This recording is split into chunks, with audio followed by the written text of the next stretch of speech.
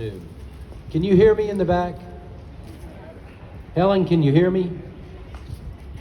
Sister Aurelia, she's back there too? Yeah.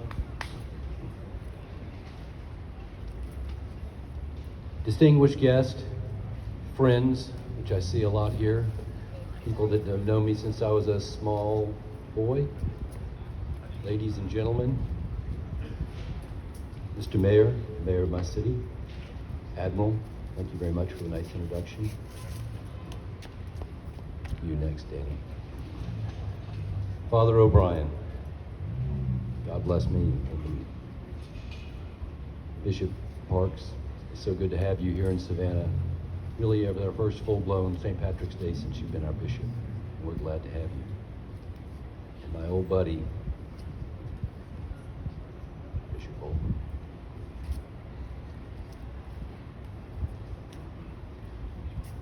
Bishop Bolton helped my wife and I when we first, right before we got married, as most Catholics go through services, and we did that when he was a priest a long time ago. I made the first error in public speaking, and that is to get offline. So let me start again. When I was just a young rascal, as a little boy in Daffin Park, during my Blessed Sacrament Catholic school days, I remember there was a group of 3 boys. I quickly learned that I didn't want to get into a tussle with these boys. They were brothers. Because if I tussled with one, I tussled with all of them. They had names like Caveman and Mooka. And when I asked them where these names came from, they said that their dad had given all 7 of the children nicknames. Today, that boy we called Mooka on the playground all those years ago is our Grand Marshal. Danny,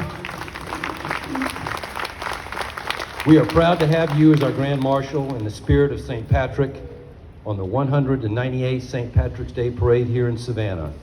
And you know what? Your daddy would be proud. Your daddy would be proud. And to everyone else out there, happy St. Patrick's Day. Okay, I've got to get a sense. I need you to raise hands. How many veterans are here? And that's if you served in the military at all. Just raise your hand because seemingly you're most of my audience. How many veteran spouses are here? Just raise your hand because you're also my audience. And how many people in this audience had moms or dads or grandparents that they're aware of that were veterans? Almost everyone here. Well, you're my audience too. Today, we pay tribute to one of the most admired Savannah Revolutionary War heroes, Sergeant William Jasper.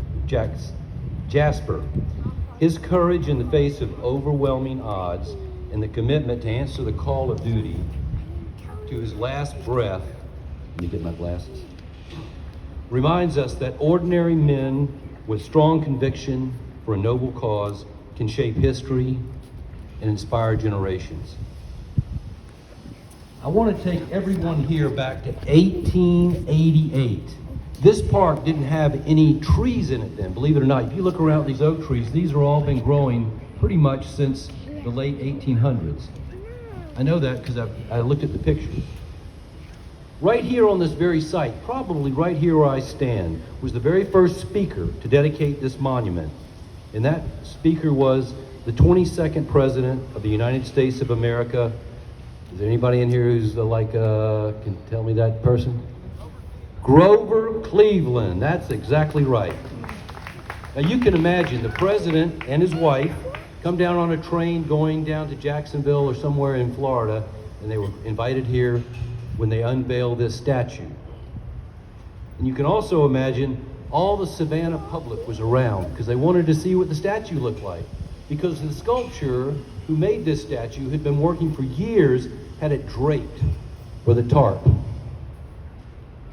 And he was excited too, the sculptor that is.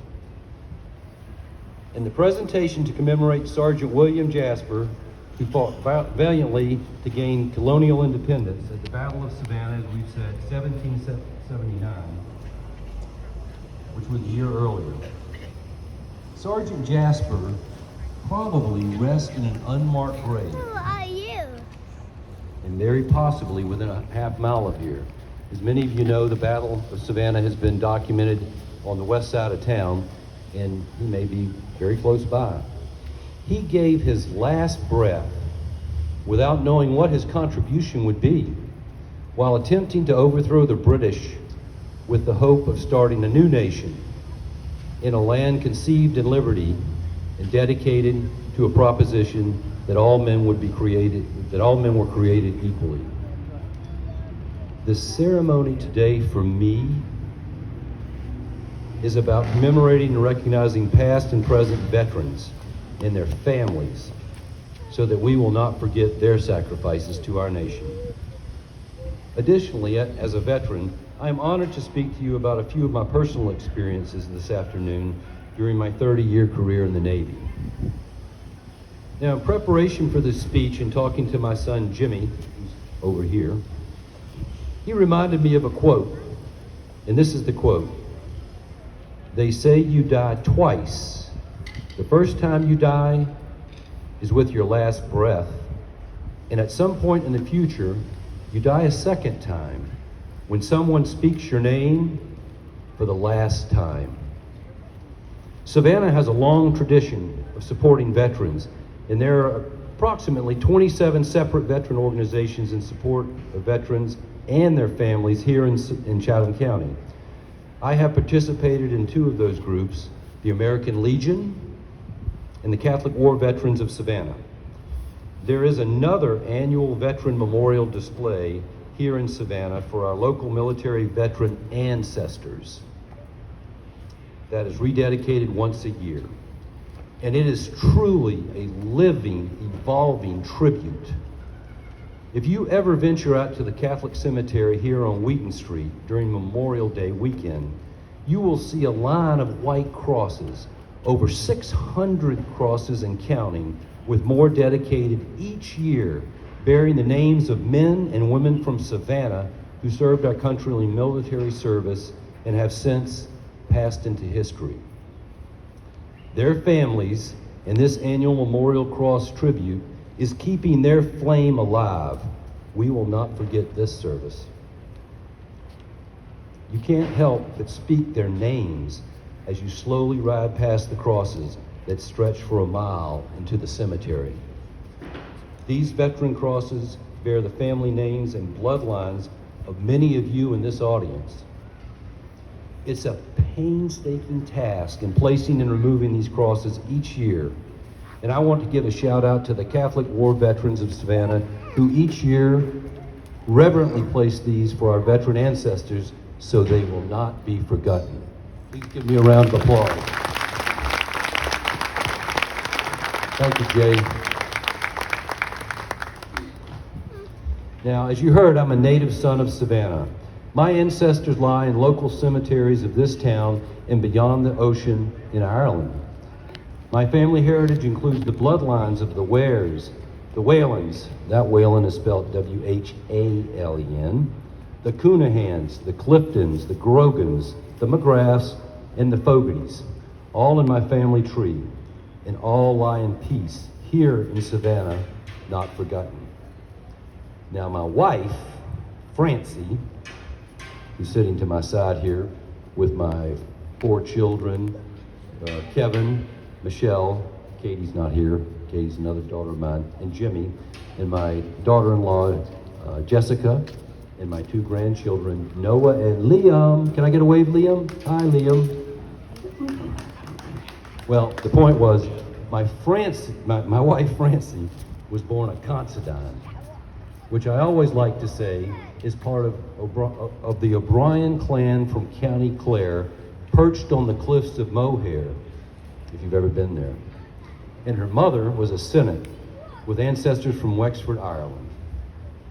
Speaking of my wife, another personal moment, we fell in love on St. Patrick's Day at the Knights of Columbus, 631, right across the street 48 years ago tomorrow.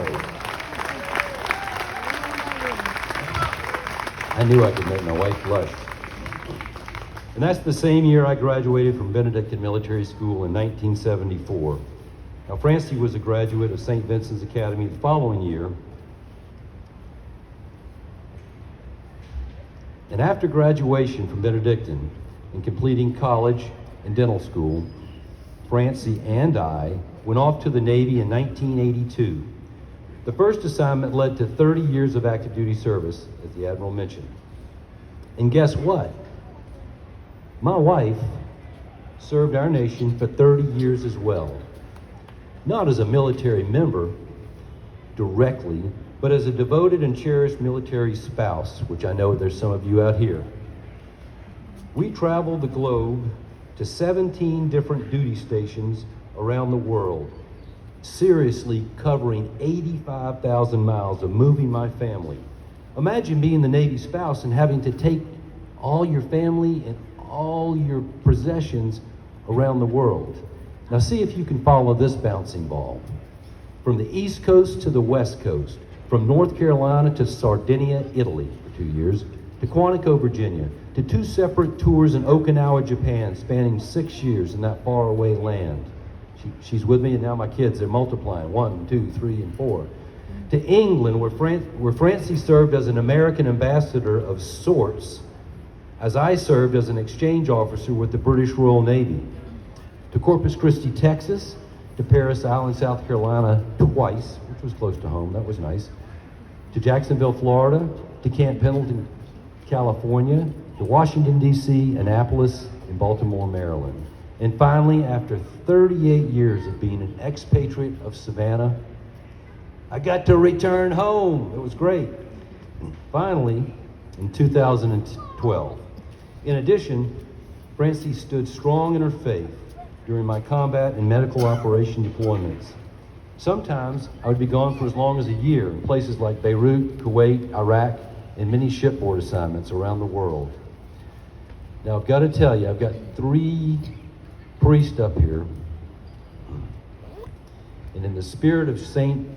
Patrick Shamrock, just like Sister Kevin taught me and Helen back there at Blessed Sacrament Catholic School in 2nd grade, or maybe it was Sister Irene who taught Jay over there for the St. James boys and girls.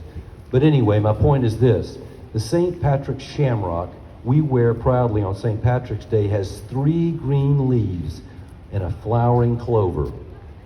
And that represents the Father, the Son, and the Holy Spirit.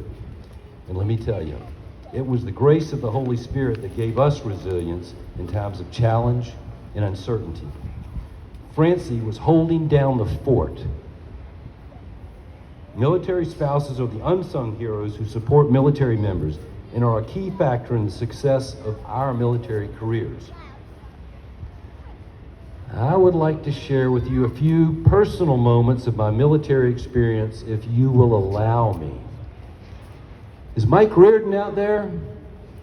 Where are you at, Mike Reardon? Oh, you're not out there. You're at the bar already. This may be the time for those in the audience who are a little restless to beat it over to the old Oak Ridge pub, because I've only just started. The problem with personal stories and things that can't be imagined by my audience, which is all of you, may leave you with more questions than answers. But there's always time later at the bar to hash over the rest of the story if you're still curious. During my 30 years in the Navy, I had 2 assignments that defined my military career and tested my mettle to the core.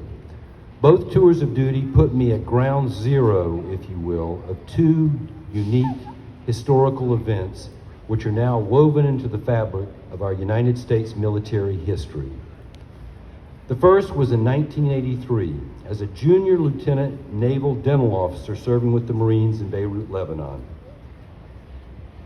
At this point, I will just say that my first encounter with fear, courage, and answering the call of duty, which is the key, to the best of my ability, would prove valuable in later years. My second encounter with fate was 25 years later, in 2010, as the commanding officer of the USNS Comfort Hospital ship during humanitarian operations and during a mass casualty and disaster relief mission in Haiti in 2010, after the 7.1 magnitude earthquake proved to be the largest natural disaster ever recorded in the Western Hemisphere. But lucky for you, that story will not be left. I will not tell that story today. I'd like to go back to my beginning. I had just joined the Navy while in dental school, and when I reported for my first duty assignment at Fleet Marine Forces Camp Lejeune, North Carolina, I think Jimmy Ray knows that area, I thought I would serve 3 years and be back in my hometown of Savannah as a local dentist. But God and fate had other plans. Within a couple of months, I was assigned to one of the Marine units called the 24th Marine Amphibious Unit, considered the point of the spear of the United States military projection in the Mediterranean Sea and surrounding countries in that area. With about 800 Marines, who would be on shore with me in Beirut as part of an international peacekeeping force. I arrived in Lebanon in May 1983, not long after my 27th birthday. Civil war was raging in the country, and the Marines' responsibility as peacekeepers was to keep the airport in Beirut open for business. Syria had inserted itself into the fractional fighting, and mortar and gunfire were daily occurrences for us over the first few months. On October 23rd, 1983, disaster struck. A truck loaded with 15,000 pounds of explosives breached our perimeter and security gates, speeding past startled sentries before they could get a shot off, and crashed into the lobby of the main Marine barracks. The suicide bomber detonated his deadly charge, blew up the four-building structure, which housed approximately 350 U.S. Marines and sailors of my unit. The death total almost immediately was 241 Americans, including 220 Marines, 16 Navy hospital corpsmen, and a battalion medical officer, the only medical officer on shore, and a close friend of mine, United States Navy Lieutenant Dr. John Hudson. Another Marine who died and was from my hometown here in Savannah was Gunner Sergeant John L. Pearson, USMC, who I believe was a graduate of Groves High School the same year of myself, 1974. Survived. Most of these Marines were in the building and survived, but had life-threatening injuries. At the time, the assault marked the deadliest single day the United States Marine Corps had since the Battle of Iwo Jima. My building was about 200 yards away from the center of the blast and housed about 100 Marines, and was one of 2 onshore battalion medical aid stations. Personally, I was literally blown out of my rack at that moment as I slept that morning. I assembled my medical team of 10 young hospital corpsmen, average age about 21, and activated the emergency triage station, battalion aid station. My medical aid station was the only surviving medical aid station on shore.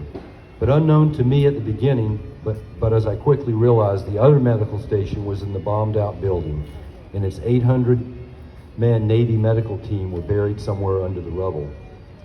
Over the next 3 to 4 hours, my team ultimately triaged, treated, and medevaced 65 critically wounded Marines offshore to the USS Iwo Jima. Epilogue.